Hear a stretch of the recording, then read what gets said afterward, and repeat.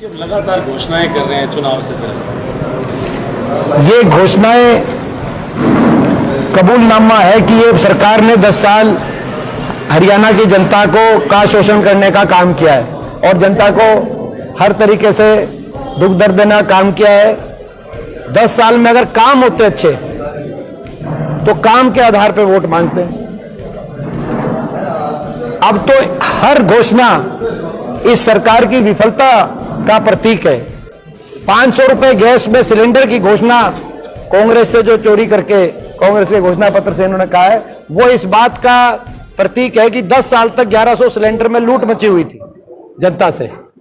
अगर वो 1100 ठीक होते तो ये आखिरी महीने में 500 का नहीं कहते भाई 10 साल तक तो 1100 में रिफिल कराया, आखिरी महीने ये आपके मुद्दे आखिरी महीने बोला जी आखिरी महीना आखिरी रिफिल बोला भाई जो आखिरी में महीने में रिफिल, और वो भी रिफिल आपको पता है कि भाई अगर ये लागू होगी महीने में कौन सी दिन, बोला जी आखिरी जो अपना जो रोटी पोगे 2-4 वो 500 रुपए में और पूरे 10 साल 1100 रुपए में।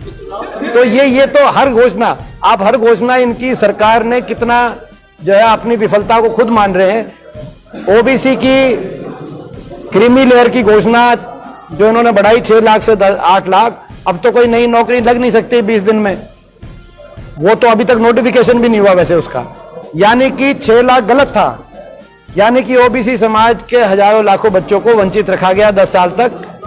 ये तो हर घोषणा है, ये इनकी विफलता का प्रतीक है, कबूलनामा है कि हमने काम कुछ किए नहीं।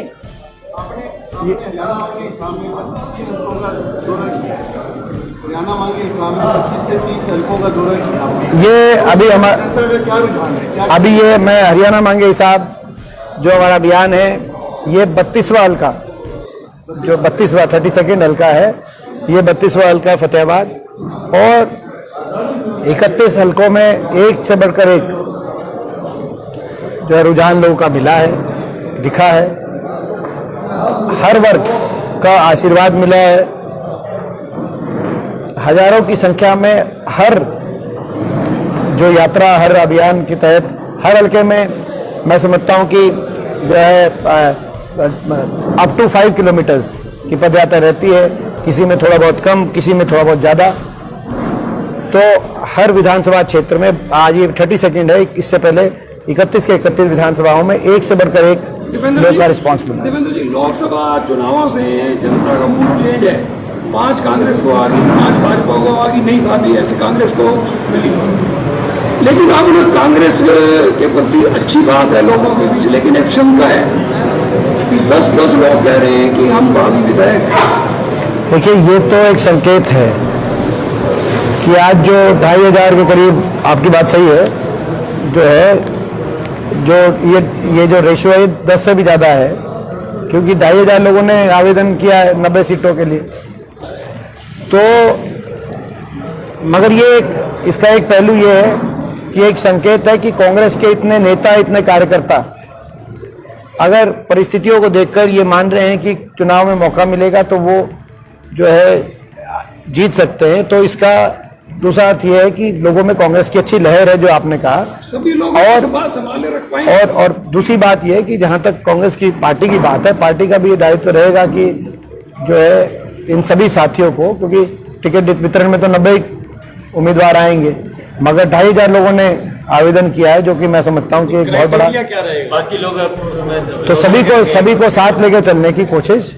और ये हुड्डा साहब कह चुके हैं, हुड्डा साहब ने बड़ा स्पष्ट रूप से कहा था जब ये हमारे अभियान की एक तैयारी बैठक हो रही थी शायद सोनीपत में, उस समय हुड्डा साहब ने कहा था कि भाई जो जिनको टिकट मिलेगी, मगर उसके अलावा जो बाकी सभी साथी जो साथ देंगे कांग्रेस पार्टी का अच्छी तरीके से, उन सबको कांग्रेस सरकार बनते ही तुरंत सब साथियों को उसमें भागीदारी मिलेगी।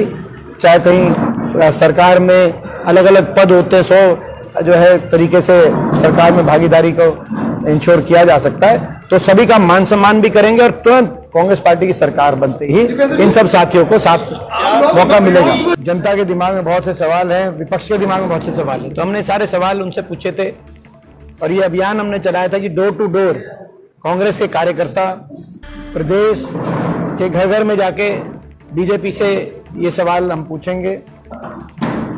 दुर्भाग्य की बात यह है कि पिछले एक महीने में हमारे एक भी सवाल का जवाब देने की तो बात दूर की बात है, जब बताती भी है भाजपा तो हमारे सवालों का जवाब कम देते हैं। ये आपने देखा फतेहाबाद में ही, आपने देखा अपने काम गिनवाने के भी इनके पास काम नहीं है। ये जब काम गिनवाते हैं तो नायब सिंह जी ने हमारे समय के, हमारी सरकार के काम गिनवा दिए और उसके बाद डीपीआर पे कार्रवाई कर दी, आपने देखा। बाकी जगह तो फिर उसके बाद काम गिनवाना ये बंद कर दिया इन्होंने। फिर तो ये कहना शुरू कर दिया कि जी हम क्यों हिसाब दें, हम क्यों काम गिनवाएं। ये आपको दिखाई दे रहा है। 15 बड़े सीधे से सवाल थे, बड़े स्पष्ट से सवाल हमारे, कि भारत सरकार के अनुसार देश में सबसे ज्यादा बेरोजगारी हरियाणा में क्यों है। भारत सरकार के अनुसार देश में सबसे ज्यादा क्राइम, अपराध आज हरियाणा में क्यों है। वैट दरों के हिसाब से देश में सर्वाधिक महंगाई हरियाणा में क्यों है। जन विरोधी पोर्टल और आईडी जब गुजरात जैसे प्रदेश में नहीं है तो हरियाणा की जनता को जन विरोधी पोर्टल और आईडीज में क्यों उलझाया गया। एक तरफ जनता को उलझा दिया पोर्टल और आईडीओ में, दूसरी ओर हरियाणा के नौजवान को उलझा दिया सीटी में और कच्ची भर्ती में। ये आपके सामने है। अग्निवीर और कौशल निगम के माध्यम से आप देख रहे हैं कच्ची नौकरियों से किस तरह शोषण किया जा रहा है हरियाणा के नौजवान का। एससी समाज और ओबीसी समाज के अधिकारों से उनको वंचित रखा गया।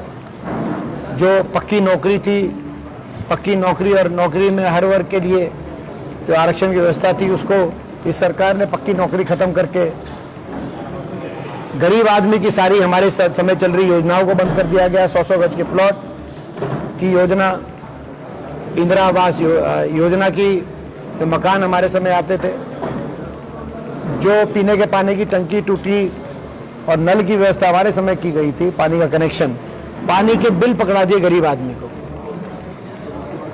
किसान के लिए ये इतना अत्याचारी शासन क्यों साबित हुआ, ये हमारे प्रश्न है।